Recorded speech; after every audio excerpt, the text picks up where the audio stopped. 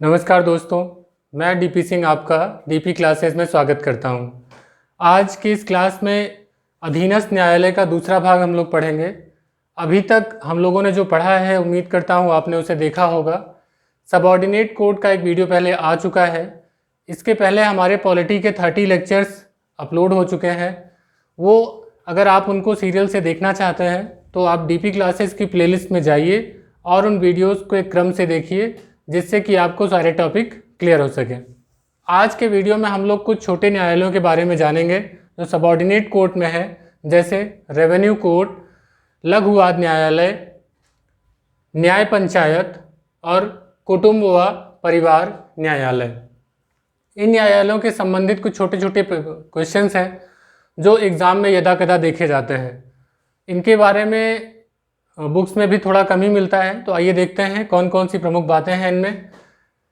राजस्व न्यायालय का जो स्तर है, भू राजस्व के से संबंधित मामलों के लिए एक अलग ही प्रणाली है, जिनकी एक चेन है। अगर देखा जाए तो ये आपकी तहसील जो होती है, जहाँ पर एसडीएम बैठता है, तहसील से लेकर के एक बोर्ड ऑफ रेवेन्यू राजस्व मंडल तक इसकी संरचना होती है। तो इसका हमने यहाँ पर क्रम मेंशन कर दिया है।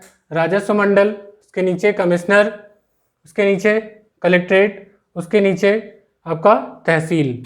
तो 3 स्तर पे लगभग है। इन पे जो सुनवाई होती है उनमें कौन कौन है? राजस्व मंडल, फिर कमिश्नर आयुक्त, फिर जिलाधीश, फिर एसडीएम, फिर तहसीलदार और उनकी सहायता के लिए नायब तहसीलदार।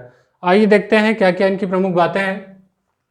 भू राजस्व के संबंध में सर्वोच्च है राजस्व मंडल, और इसके विरुद्ध अगर अपील की बात की जाए तो वो हाई कोर्ट में की जा सकती है।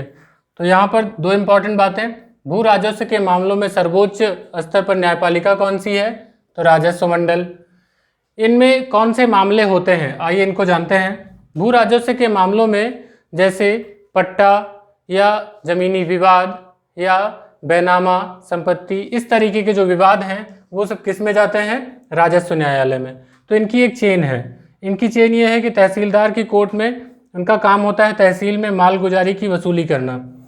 तो इनकी कोर्ट में इनका केस चला करता है, जहाँ पर एसडीएम इनकी सुनवाई करते हैं, जो सब डिवीज़न के प्रमुख होते हैं। तो इनकी कोर्ट में सुनवाई चलती है, जिसमें इनकी सहायता के लिए तहसीलदार और नायब तहसीलदार होते हैं। तहसीलदार का काम उसमें शांति व्यवस्था बनाए हुए रखना है कि भू राजस्व की वजह से या इनके मामलों की वजह से कोई स्थिति बिगड़ने ना पाए। तो नायब तहसीलदार सबसे छोटी पोस्ट, उसके ऊपर तहसीलदार, उसके ऊपर सब डिविजनल मजिस्ट्रेट अर्थात एसडीएम।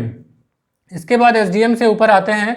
एसडीएम के यदि निर्णय दिया है उससे संतुष्ट नहीं है आप, तो एसडीएम के निर्णयों के विरुद्ध आप अपील कहाँ कर सकते हैं? सीधे जिलाधीश के न्यायालय में, यानी कि कलेक्टर में, क्योंकि जो जिलाधीश है वो मालगुजारी की वसूली करता है, तो वह जिले का प्रमुख है। और यदि इनके निर्णयों के विरुद्ध आपको अपील करनी है तो इसके लिए आपको कमिश्नरी में जाना होगा, जहाँ पर कमिश्नर आयुक्त होते हैं।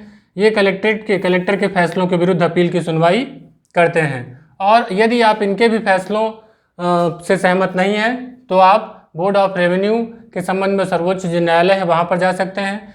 और इनके निर्णय के विरुद्ध अगर आपको अपील करनी है तो आप हाई कोर्ट में जा सकते हैं। तो ये एक चेन है जो कभी कभी पूछा जाता है। इनसे संबंधित छोटी छोटी बातें हैं, इनको आपको ध्यान में रखना है। आइए देखते हैं लघुवाद न्यायालय क्या है। लघुवाद न्यायालय जैसे अगर मकान मालिक और किराएदार के बीच में कोई विवाद है, उनको सुलझाने के लिए या मकान को हड़पने से संबंधित या किराए के निस्तारण से संबंधित जो विवाद हैं वो लघुवाद न्यायालय में लाए जाते हैं। कोशिश की जाती है कि इनको समझौते के तहत या कुछ छोटे मामलों को इनमें लाया जाता है। जैसे 5,000 रुपये तक के धन वसूली के बाद ये दीवानी का निस्तारण। देखिए, दीवानी का निस्तारण का मतलब ये हुआ कि यदि किसी मामलों में धन द्वारा क्षतिपूर्ति की जा सके, धन द्वारा क्षतिपूर्ति हो जाए, तो जब धन की क्षतिपूर्ति मांग की जाए तो वो क्या हो गया? दीवानी। लेकिन यदि उसकी सजा की मांग की जाए तो वो क्या हो गया? फौजदारी मामले। तो यहाँ दीवानी मामले जो हैं, जहाँ पर क्षतिपूर्ति की बात आए तो 5,000 रुपये तक के जो धन वसूली के विवाद हैं वो लघुवाद न्यायालय में लाए जा सकते हैं। लेकिन यहाँ पर कभी कभी अगर किराया वसूली है या मकानों दुकानों से किराएदारों की बेदखली की गई है, तो ऐसे लगभग 25,000 तक की जहाँ पर क्षतिपूर्ति है मांग की गई है, तो उस स्तर तक के मामले जो हैं वो भी लघुवाद न्यायालय में लाए जाते हैं। एक बात का यहाँ ध्यान रखना है कि लघुवाद न्यायालयों के निर्णय के विरुद्ध अपील नहीं होती है, इनका केवल रिवीजन प्रस्तुत किया जा सकता है इन्हीं न्यायालयों में। तो रिवीजन इनका हो सकता है, इनके खिलाफ अपील नहीं हो सकती। तो छोटे केसेस हैं, इनको सुलझाने की कोशिश की जाती है। न्यायपालिका में इनकी स्थापना इसलिए की गई है जिससे उच्चतर कोर्ट में छोटे छोटे मामलों की वजह से अधिक संख्या न बढ़ जाए। आइए देखते हैं सबसे इम्पोर्टेंट न्याय पंचायत। वैसे तो हम लोग हमेशा इनके बारे में देखते हैं, न्याय पंचायतों के बारे में, लेकिन न्याय पंचायतों की संरचना पे हमें बहुत सारे कन्फ्यूजन होते हैं। आप जानते हैं कि आपके न्याय पंचायत लेवल पर एक न्यायपालिका होती है जो कि लोएस्ट लेवल होती है। हमारी न्यायपालिका का सबसे निम्नतम स्तर, जो सबसे छोटा न्यायालय है, वो न्याय पंचायत होता है। तो लोएस्ट लेवल ऑफ जुडिशियरी, ये बात। अब इसमें मामले कौन कौन से सुनवाई होते हैं ये देखिए। आपसे ऑप्शन में पूछा जाएगा कि न्याय पंचायत में दीवानी के मामले सुने जा सकते हैं, फौजदारी के मामले सुने जा सकते हैं, या दोनों के मामले सुने जा सकते हैं। तो दीवानी और फौजदारी दोनों के मामले सुने जा सकते हैं। शर्त क्या है? 500 रुपये तक की क्षतिपूर्ति की मांग अगर की गई हो या 500 रुपये तक का मूल्य का मामला हो तो उसके दीवानी मामले सुनवाई होगी। और यदि 250 रुपये तक जुर्माना, इसमें कारावास नहीं होता है, न्याय पंचायत किसी को कारावास नहीं दे सकती, केवल जुर्माना लगा सकती है, और वो भी कितने? 250 रुपये तक का जुर्माना। तो एक छोटे से लेवल पे है, लेकिन 250 रुपये तक का जुर्माना जो है न्याय पंचायत आपकी लगा सकती है। और इसके सबसे बड़ी बात यह है कि इसके निर्णय के विरुद्ध अपील नहीं की जा सकती। अर्थात न्याय पंचायत ने अगर आपको निर्णय दे दिया तो वो दीवानी मामला है, तो 500 रुपये तक का मामले की अगर सुनवाई है तो जो उसकी क्षतिपूर्ति कहेगा वो करना होगा, और अगर 250 रुपये तक का जुर्माना का है तो वो भी उसे पूर्ण करना होगा। ये न्याय पंचायत का फैसला होगा, इसके विरुद्ध अपील नहीं की जा सकती है। ये छोटे छोटे केसेस हैं, इनको सॉल्व करने के लिए न्याय पंचायत लेवल पे ये प्रक्रिया अपनाई जाती है। तो ये बहुत इंपॉर्टेंट हो जाता है। कुछ प्रमुख बातें इसमें कि सबसे निम्नतम स्तर पर है, दीवानी फौजदारी दोनों मामलों की सुनवाई होती है, 500 तक के दीवानी मामले, 250 तक के फौजदारी मामले।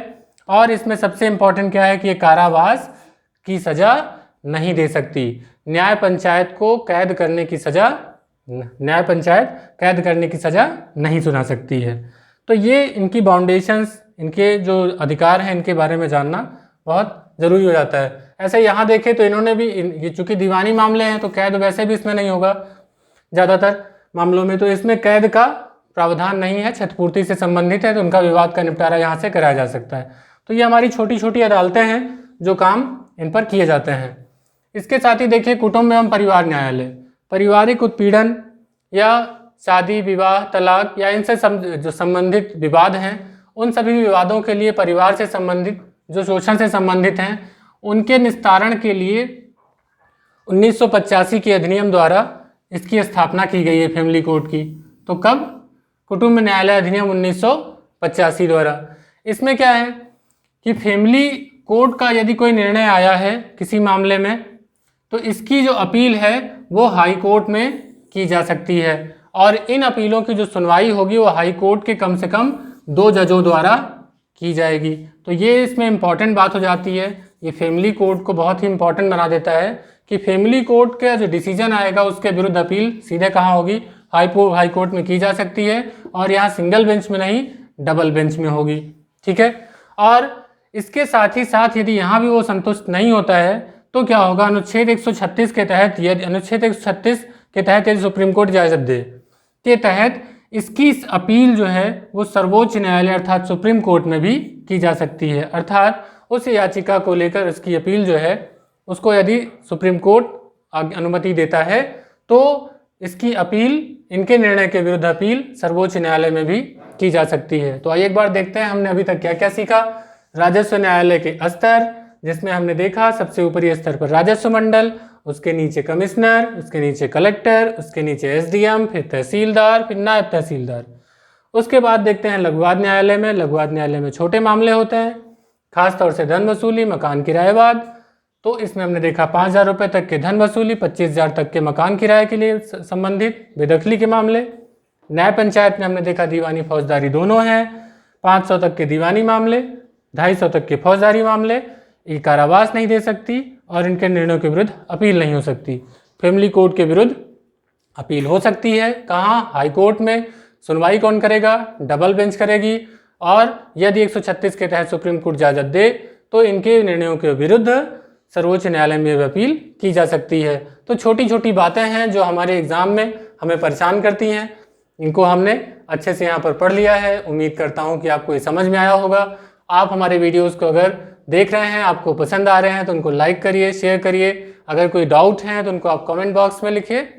और इसके साथ ही हम लोग इसके बाद एक अगला वीडियो लेके आएंगे।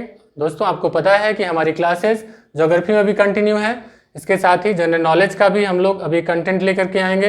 इसके बाद अगस्त से हमारे हिस्ट्री की क्लासेस स्टार्ट होने वाली हैं। तो पढ़ते रहिए। हमारा लक्ष्य है कि अब की बार जो आपकी पीसीएस की परीक्षा है उसके पहले इस सिलेबस को मैं पूरा कर पाऊँ।